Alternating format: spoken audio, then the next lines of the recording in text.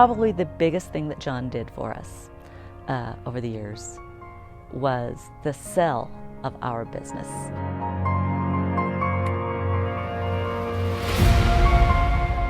We were very concerned about potential liabilities, buyer's remorse, those sorts of things. And the other thing that was very helpful for me is for Ed and Georgette, they didn't have to sell the company.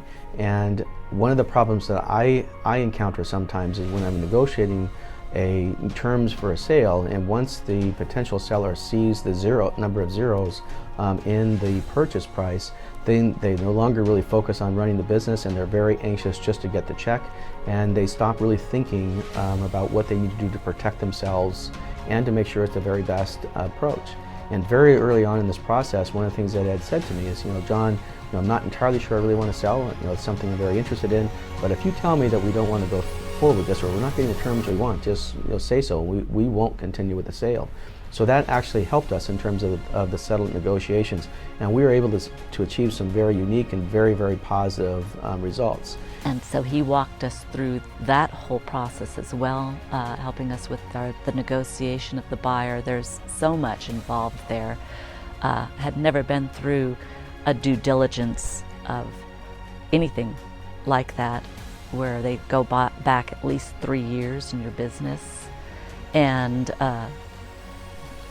you also have to, the tax returns that have to be done, and the minutia of detail would have been overwhelming if John hadn't been there to put it all in perspective, tell us this is what they're looking for. So normally when you're selling a company, the buyer wants some representations that the work has been done properly, that the customer's going to stay with the company, the employees are going to stay with the company, all those sorts of things that a buyer may be worried about changing when they come into place.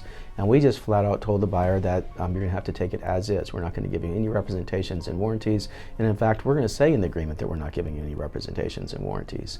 And as we went through this process, they threatened to fail to continue with the sale, those sorts of things. But nevertheless, this was a very thriving, successful company. They had a very strong position in the marketplace. And then we were actually able to get those terms in place. And then we went even beyond that. He had a lot of clauses in there that served to protect us on the other end after the sale also. So really the goal was here is we have somebody who's selling their company.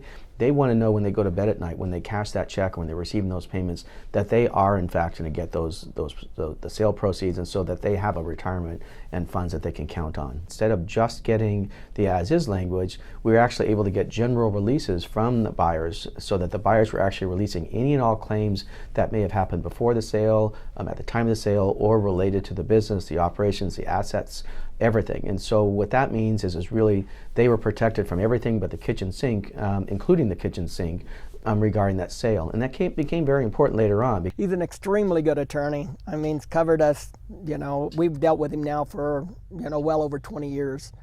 And like I say, I just wish we would have gotten him on board sooner. Wish I would have known him sooner.